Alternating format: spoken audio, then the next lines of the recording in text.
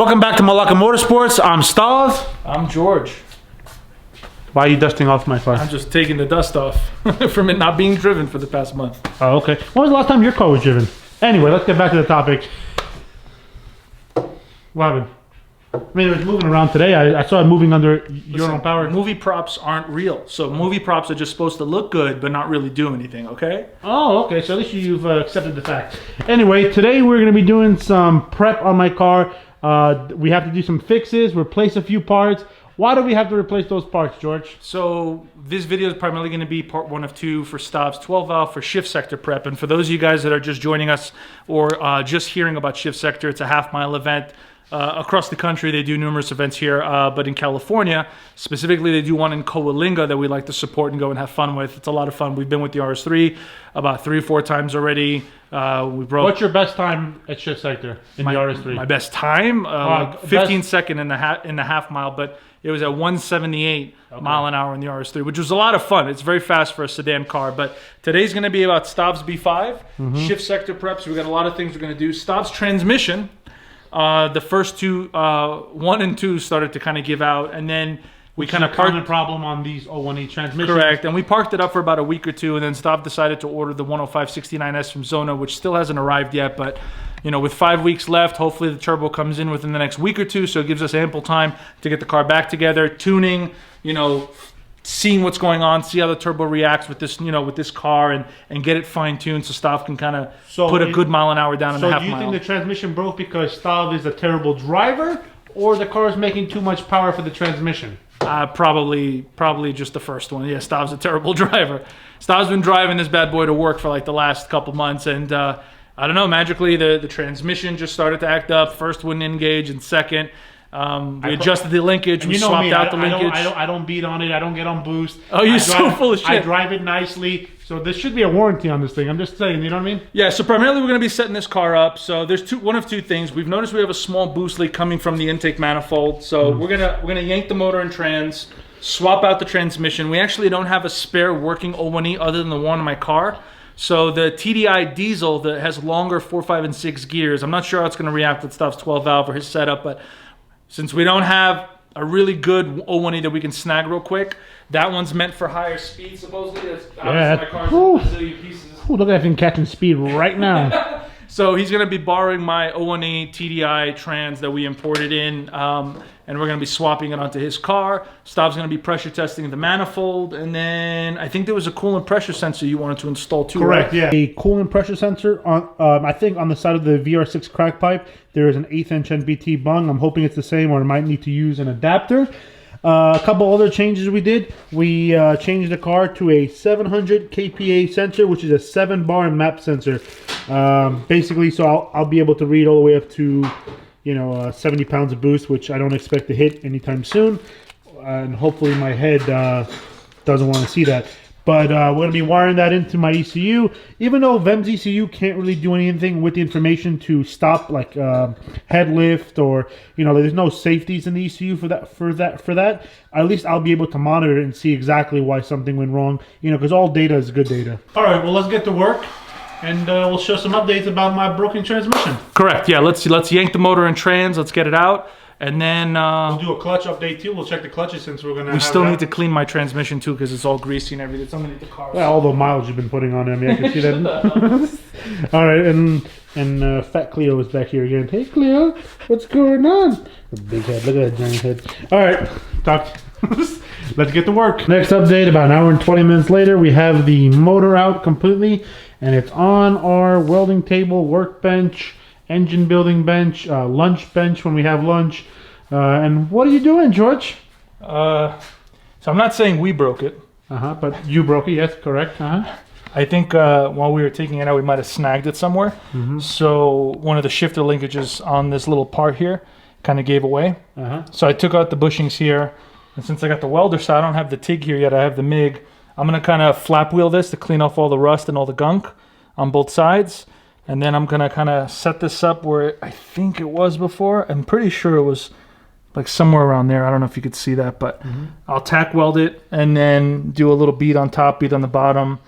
I've never done a piece like this before. In fact, I'm pretty new to a lot of this stuff. So if this thing comes loose while you're shifting at shift sector, it's not my fault. But we should be okay. I'm glad we're recording this, so it's not my fault that it's going to break. Okay.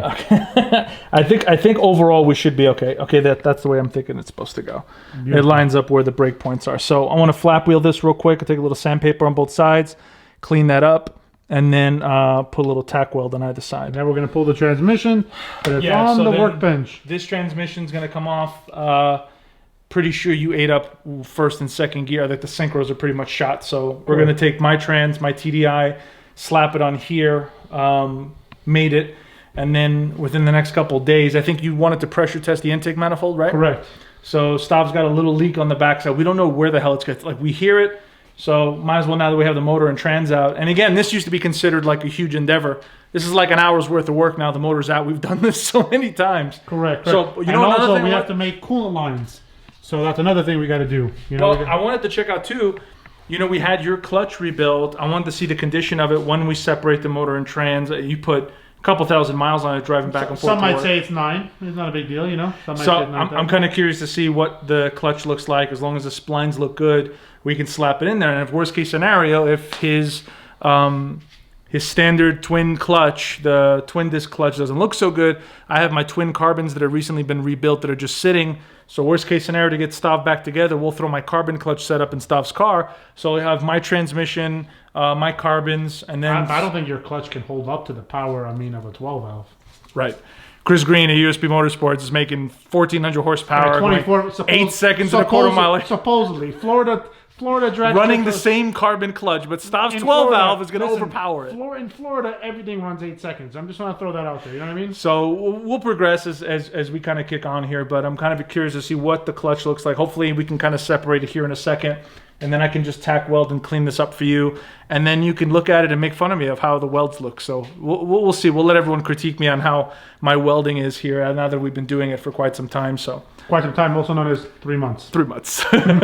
We are professionals. Malaka MotorSports Fabrication is open for business. Yeah, for business. If you need anything welded at all, just let us know. As long as it's not intercooler piping, critical aspects, anything that structural. Can fall off, but we also, and anything critical, we outsource but put our name on it. What's that meme where someone took Cheese Whiz and then made beads out of it? It says, "Follow me for more welding tips and tricks." I know you're talking about. What's That's the name? me. Yeah. Anyway, that was a bad joke. Let's get back to welding.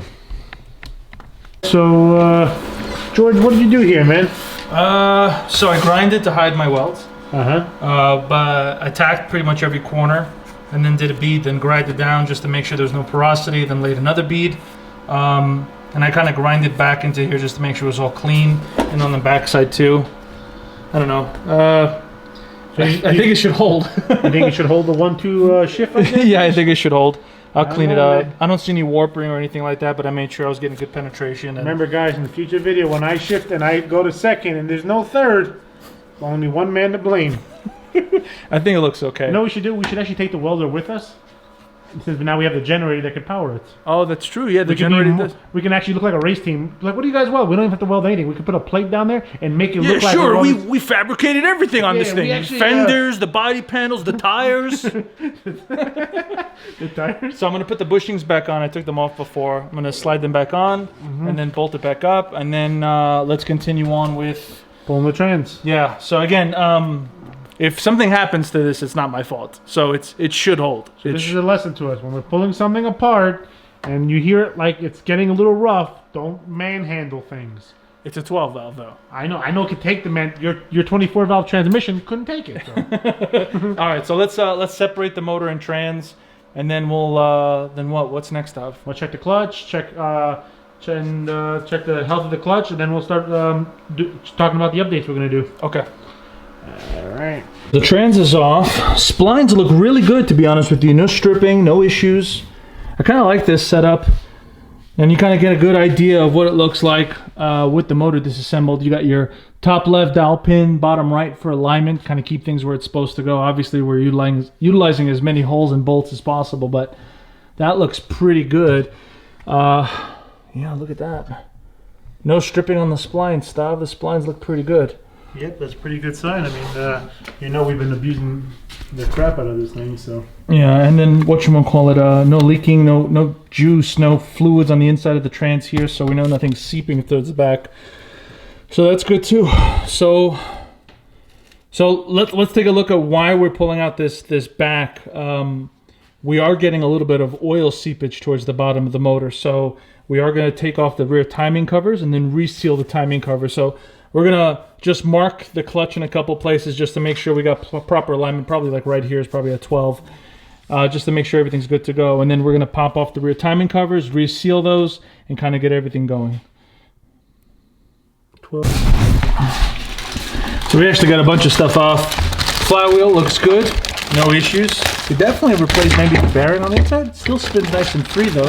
Always replace the bearing. Yeah, friction surface looks pretty good too. And it doesn't look like shoot up. But you could definitely tell, like the sintered iron is very, you know, the material is very chalky. Like yeah, it definitely eats up a good amount of the material on the clutch. I mean, you know, 12 valves, you know. Clutch material look good. The splines on these, I'm really impressed. Look really, really good.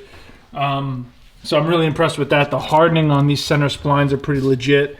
So no issues with the clutch. Obviously a little bit of disc usage, but I don't see them being torn up completely. And that looks pretty good. And then of course, we have your rear timing cover because we talked about the infamous oil leak. And as we were pulling the adapter plate off, look what we found. Which probably was us. I mean, maybe we put the wrong bolt in. It was definitely Stav. No, Definitely actually, Stav. you have you But one interesting thing is too, when we pulled it off, there was a good amount of oil on this bottom mating surface that sits over here, and they're both relatively clean. We didn't clean that off, so maybe we didn't put enough sealant on there, and that's why it just slowly, you know, seeped through. Which is crazy because we put more than enough sealant everywhere else. Yeah, everywhere else it's like 10 times the sealant, but for some reason we opted out on very we got a little cheap on that one. minimum seal on that one. So I think there's a good ending point. We got the timing cover off. We're gonna have to source another one, or maybe I can kind of repair that and then re-tap it now that we have the TIG welder coming in. Absolutely not. Why not? I got the TIG welder coming in. I can. In a week, we're gonna put this back together. I can film that, fill that, and then tap it. That'd be fine. You can't do that. I could do that. Yeah. That's gonna happen. That's gonna be a side project for me. I'm gonna do that. It's not gonna happen. Yep. Just like your welding team. Anyway. So whatchamacallit, and then we're gonna from here on out, Stav, what's next? So I'm gonna order some new parts. I'm gonna have to source some. I have a couple spare motors, but they're Mark III timing covers. But we need the Mark IV timing cover for when you put the O1E because of the it's a little bit thinner, so the O1E doesn't have to get which this one was broken anyway. We got to repair it, so it's not the biggest crush in the world. To put a new rear main seal. We're gonna have to make some water lines coming off the crack pipe here. Yeah, because right now you're running a precision turbo. You were, and it only required a oil line.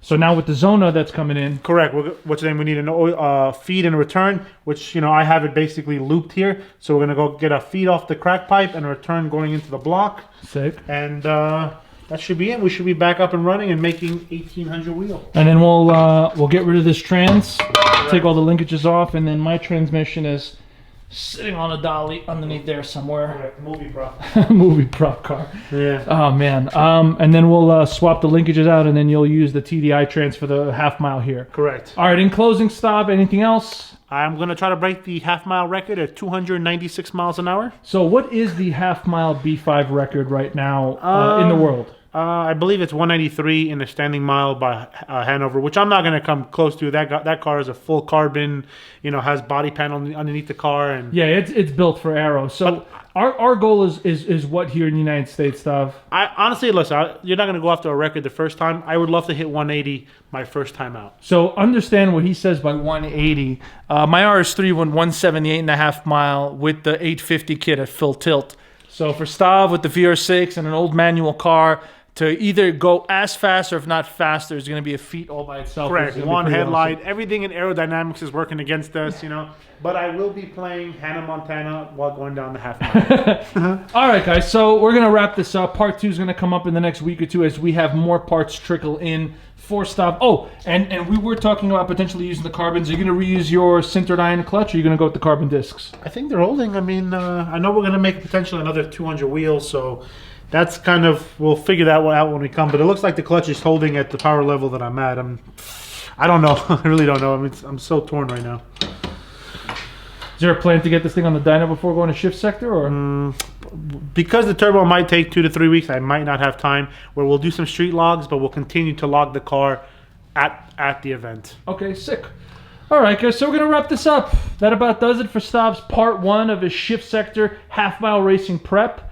As you know, we're going to take everything out of his car, put it into the silver car, because that's the only way his stuff is going to go fast. Yeah, that car's going really fast. What did it do in the half mile?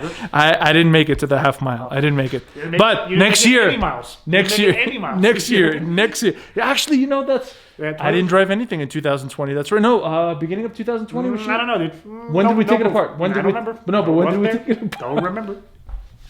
I'm George. I'm Stav. This is Malaka Motorsports. We appreciate you guys watching. We will catch you on Stav's next episode of part 2 for his shift sector prep and get this thing going in a straight line as fast as possible with some pretty high traps. So we'll see what happens. Looking forward to it. I'm actually really excited.